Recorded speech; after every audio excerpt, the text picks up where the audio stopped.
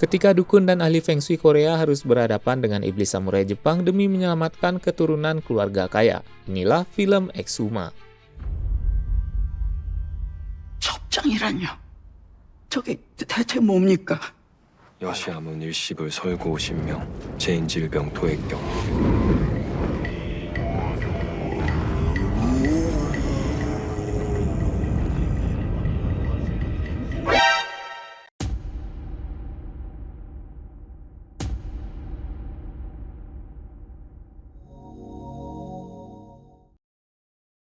Film dibuka dengan diperlihatkannya penerbangan dua dukun Korea, yaitu Hwarim dan Bonggil, ke Amerika Serikat yang dipanggil oleh konglomerat keturunan Korea bernama Ji-young untuk mengobati bayinya yang diduga ketempelan makhluk halus.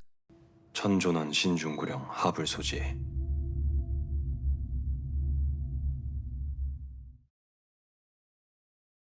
Di hadapan Hwarim, Ji-young mengatakan bahwa keluarga mereka dihantui oleh makhluk jahat. Dimulai dari kakaknya yang mana si kakak akhirnya bunuh diri di salah satu bangsa rumah sakit jiwa, kemudian berlanjut ke dirinya dan sekarang mengganggu putranya yang baru lahir. 목을 조르고요. 갓 태어난 아들한테도 시작됐습니다. Mendengar penjelasan Ji-young, Hwarim menjelaskan bahwa darah anak sulung di keturunan mereka telah tercemar oleh roh jahat yang diduga adalah roh dari kakek Ji-young. Diketahui roh si kakek mengamuk dan menghantui setiap anak sulung di keturunannya. Maka dari itu, untuk menyelesaikan kasus ini, Hwarim harus meminta bantuan kepada teman-temannya.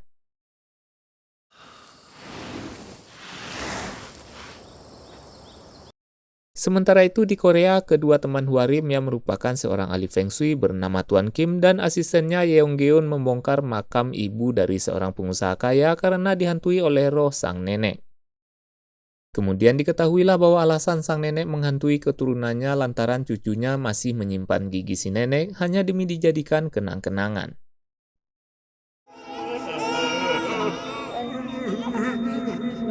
Ji-young yang tak kuasa melihat tangisan anak sulungnya memutuskan untuk menemui ibunya dengan tujuan ingin menyampaikan keinginannya membongkar makam kakek leluhurnya yang berusia 100 tahun lebih.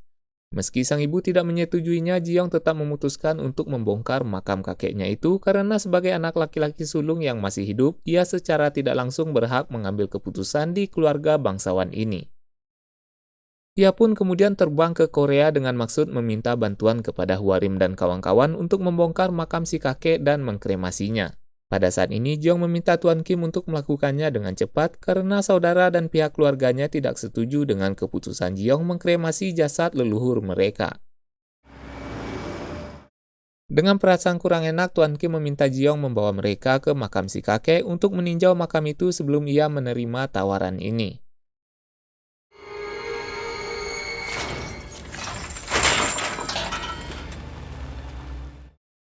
Setibanya di makam leluhur Ji-young, Tuan Kim merasa ada yang aneh dengan makam itu lantaran terlihat biasa saja karena tidak memiliki nama dan hanya bertuliskan sebuah titik koordinat.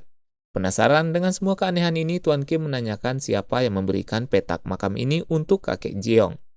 Pihak keluarga menjelaskan bahwa seorang biksu yang bernama Gisune lah yang memberikan petak makam itu kepada mereka karena kontribusi yang telah diberikan oleh kakek Ji-young untuk negara Korea.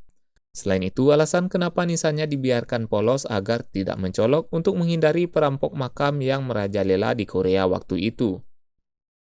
Singkat cerita, Tuan Kim memutuskan untuk tidak mengambil pekerjaan ini mengingat kuburan ini adalah makam terkutuk yang diselimuti oleh kekuatan jahat, terlihat dari sekumpulan rubah yang menjaga makam itu. Tak patah semangat, Ji-young mengajak Tuan Kim dan kawan-kawan ke kediamannya dan menceritakan semua kesedihan yang dialami oleh keluarganya. Pada saat ini, Ji-young juga memohon untuk membantunya menghentikan teror dari leluhurnya demi anaknya yang baru lahir. 잘 모르겠습니다. 제가 두 분께 숨기는 건 없습니다. Mendengar penjelasan Ji-young, Hwarim yang merasa kasihan menerima tawaran Ji-young dan memberikan ide untuk melakukan ritual penarikan roh yang nantinya akan memudahkan mereka membongkar makam itu. 일종의 속임굿이에요. 제가 대신 날려버리는 원리죠. Mereka pun melakukan ritual pemindahan makam itu sesuai yang disarankan oleh Hwarim. Pada hari itu, bibi Ji-young yang berada di Korea kebetulan hadir karena diberitahu oleh orang tua Ji-young. 33천. 다녀요.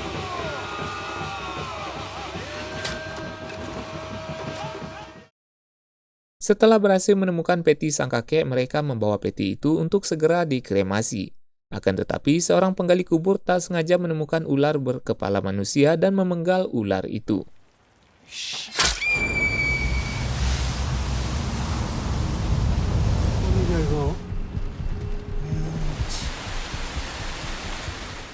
Karena tiba-tiba turun hujan, Tuan Kim menyarankan untuk menunda kremasi lantaran roh yang akan dikremasi tidak akan sampai ke akhirat jika kremasi dilakukan di saat hujan turun. Untuk sementara, mereka menyimpan peti kakek Jiong di salah satu rumah sakit sambil menunggu hujan reda.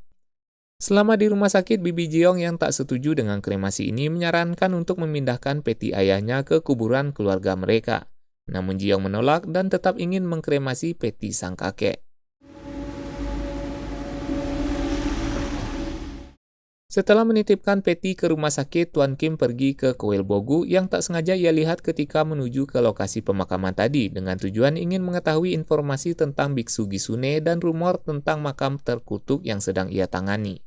Di tempat itu, ia bertemu dengan pria tua penjaga kuil dan mendapatkan informasi bahwa makam itu berisikan harta karun yang diburu oleh banyak perampok makam. Di kuil ini juga disimpan peralatan-peralatan dari perampok makam yang berhasil ditangkap. Sementara itu, peti yang dititipkan di rumah sakit tiba-tiba dibobol oleh pencuri makam dan membuka peti itu.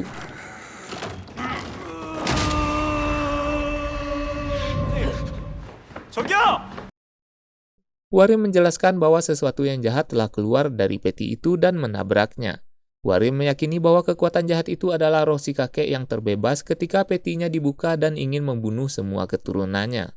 Maka dari itu, Warim ingin memanggil roh si kakek dan meminta Tuan Kim pergi ke Seoul untuk menemui keluarga Jiong. 뚜껑 열리고 귀신 나오고. 쉬어야 돼요. 들어오면 바로 붙들어야 돼요. Sayangnya Jiong yang diburu oleh kakeknya dihubungi oleh roh si kakek melalui telepon sambil mengaku sebagai Tuan Kim dan memintanya membuka jendela apartemennya. Tiba-tiba Tuan Kim yang baru sampai di sana menggedor pintu apartemen itu sambil memanggil nama Jiong. Tanpa Jiong sadari bahwa yang menghubunginya adalah roh si kakek dan mengikuti apa yang diarahkan oleh roh si kakek. Begitu Jiong membuka jendela,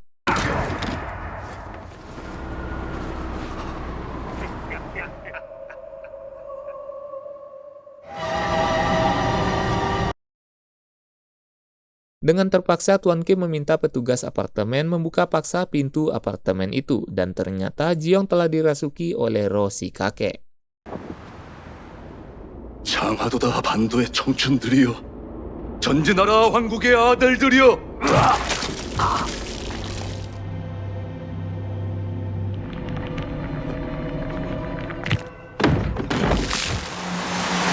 이 사람아 급하니까 그러는 거 아니야. Tuan Kim dengan segera memerintahkan ketiga temannya untuk membawa peti si kakek ke krematorium untuk dikremasi dengan tujuan mengembalikan roh si kakek karena roh itu akan membunuh bayi Jiong. Akan tetapi tidak ada satupun pihak keluarga yang bisa dihubungi dan dengan terpaksa Tuan Kim meminta izin kepada Bibi Jiong. 아버지 관할이요. 지금 아버님이 가고 있어요. 그러니까 고모님이 화장할 수 있도록 허락해 주셔야 합니다.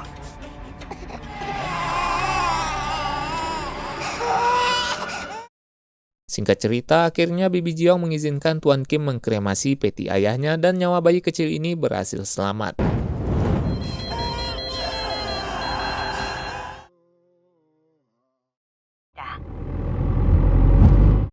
Setelah kejadian itu, Tuan Kim mendapati kabar bahwa salah satu penggali kubur diganggu oleh makhluk halus. Setibanya di tempat penggali kubur itu, Tuan Kim mengetahui bahwa si penggali kubur telah membunuh ular berkepala manusia dan semenjak kejadian itu ia merasa dihantui. Maka dari itu, si penggali kubur meminta bantuan Tuan Kim untuk kembali ke kuburan itu demi menemukan ular yang dimaksud dan menguburkannya dengan layak. 지성 좀 드려줘요. 거기 처음부터 이상했어요, 그죠? 예. Setibanya di tempat pemakaman tadi, Tuan Kim berhasil menemukan ular yang dimaksud dan menemukan sebuah peti yang dikubur secara vertikal. 수직으로 세워져 있는 관 본 적 있어? 문 열게 해놓은 것 같은데. Mereka berempat pun berkumpul dan sepakat mengeluarkan peti itu, kemudian memberikannya kepada pihak keluarga karena Tuan Kim meyakini bahwa jasad yang ada di dalam peti itu merupakan salah satu anggota keluarga konglomerat. Tanpa buang waktu, mereka membawa peti itu dan karena hari sudah malam, mereka pun memutuskan untuk menginap di Koel Boguk sambil menunggu kedatangan pihak keluarga. Di tempat ini, mereka menempatkan peti berukuran besar itu di sebuah gudang, kemudian Hwarim menebar beras ketan dan darah kuda di sekeliling peti itu untuk mengunci roh yang ada di sana. Tak lama kemudian, bibi dari Ji-young datang dan menjelaskan bahwa ia tidak mengetahui bahwa ayahnya dimakamkan secara ganda tepat di atas peti yang dikubur secara vertikal. Yang ia tahu bahwa biksu bernama Gisune yang memberikan peta kuburan itu adalah orang Jepang dengan nama asli Murayama Junji. Namun si bibi tidak mengetahui alasan kenapa ayahnya dimakamkan di posisi yang sangat buruk, padahal ayahnya telah berjanji untuk setia kepada Jepang. Pada saat ini, si bibi memerintahkan Tuan Kim dan kawan-kawan untuk memusnahkan peti itu dan ia akan melunasi pembayaran yang dijanjikan oleh Ji-young kepada mereka. 설고 50명, 제인질병 토액 60갑자 총불화생. Sebelum istirahat, Hwarim menghubungi teman sejawatnya untuk menanyakan identitas Murayama Junji yang ternyata adalah seorang siluman rubah. 알겠어. 고마워요, 강심원님. Di saat mereka sedang istirahat, tiba-tiba Bonggil ketindihan roh penjaga kuil yang tewas karena seseorang telah mencuri hatinya. Untungnya ia bisa merapalkan mantra dan berhasil terbebas dari ketindihannya. Bonggil yang terbangun di malam itu memutuskan untuk keluar mengecek keadaan peti. Dan tiba-tiba ia dikagetkan dengan kemunculan makhluk yang menghabisi nyawa penjaga kuil. Dia pun segera membangunkan Hwarim dan mendapati peti yang mereka bawa telah terbuka dan makhluk inilah yang dilihat Bonggil menghabisi penjaga kuil. Di dalam peti ini, Hwarim juga menemukan helm seorang samurai dan tiba-tiba...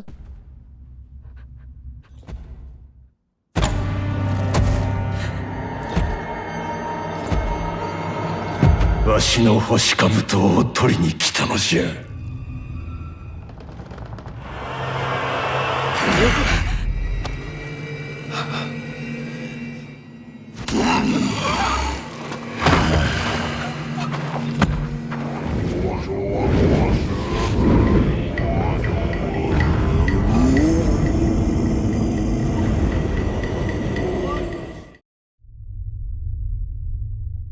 Akibat kejadian ini, Bonggil yang kritis dengan segera menerima penanganan medis dan harus dilarikan ke rumah sakit besar karena kerusakan tulang punggung yang dialaminya. Tak tinggal diam, Tuan Kim kembali ke kuil Boguk untuk mencari tahu tentang pencuri makam yang dikatakan oleh penjaga kuil tadi. Di tempat ini, ia menemukan buku Feng Shui dan fakta bahwa pencuri makam yang dimaksud adalah sekumpulan ahli Feng Shui. Dari fakta yang ditemukannya, Tuan Kim dengan segera membawa peralatan yang digunakan oleh para ahli Feng Shui ini untuk menggali koordinat yang ada di batu nisan demi mendapatkan jawaban atas rasa penasarannya. Setelah lama menggali, Tuan Kim kaget karena menemukan iblis samurai yang sedang tertidur. 뭐하러 바쁜 사람 불렀었노? 그냥 우리끼리 줘요. Di tempat lain, Hwarim memanggil teman sejawatnya untuk memasukkan roh samurai itu ke dalam tubuh Bonggil demi mendapatkan informasi tentang iblis samurai yang mereka lihat.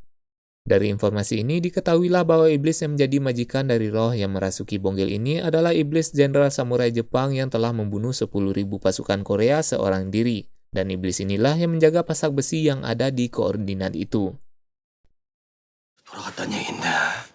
Sekembalinya dari makam leluhur Ji-young, Tuan Kim mengumpulkan mereka semua dan mengatakan bahwa ahli Feng Shui ini sengaja mengubur pejabat tinggi di sana dengan tujuan agar orang-orang tidak mendekatinya.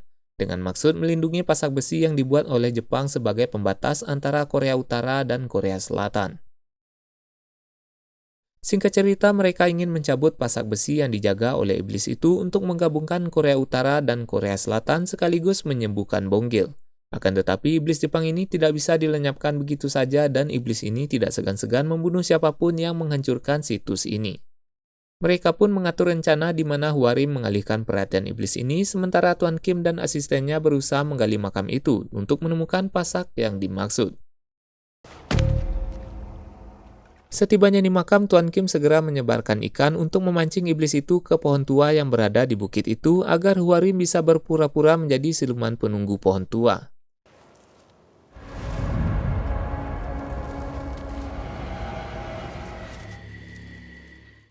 Singkat cerita, Hwarim berhasil mengalihkan perhatian iblis samurai itu sehingga Tuan Kim dan asistennya bisa menggali lubang demi menemukan pasak yang dimaksud. Akan tetapi setelah lama menggali, mereka tidak menemukan apa yang mereka cari dan penyamaran Hwarim berhasil terbongkar. Pada saat ini, iblis samurai mengatakan bahwa siluman rubah itu telah mengutuknya menjadi penjaga tempat itu. Tak lama kemudian,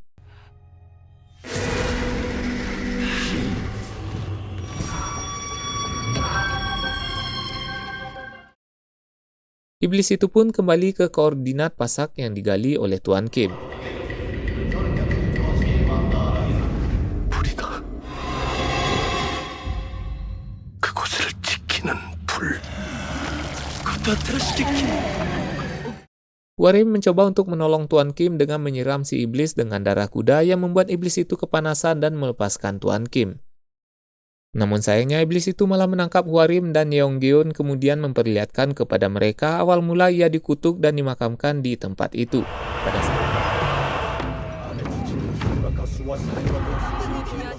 Pada saat ini Tuan Kim menyadari bahwa iblis itu adalah pasak besi yang dimaksud yang berelemenkan logam dan api. Maka dari itu Tuan Kim yang merupakan ahli Feng Shui mengetahui kelemahan iblis itu yaitu kayu dan air. Dengan segera Tuan Kim memukul kaki makhluk itu dengan tongkat yang telah dilumuri oleh darah dan membuat iblis itu sangat kesakitan. 물에 젖은 나무다. Pada akhirnya Tuan Kim berhasil membelah makhluk itu menggunakan tongkat kayu yang ia basahi dengan darahnya dan iblis itu pun tewas.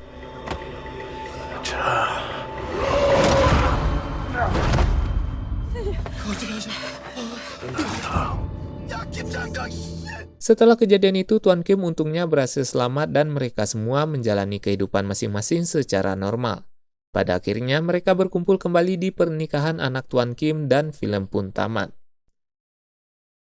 Demikianlah rekap cerita film kita kali ini. Terima kasih untuk kalian yang telah menonton video ini hingga akhir. Terima kasih juga untuk kalian yang telah memencet tombol like, komen, dan subscribe. Dan sampai jumpa di video-video selanjutnya.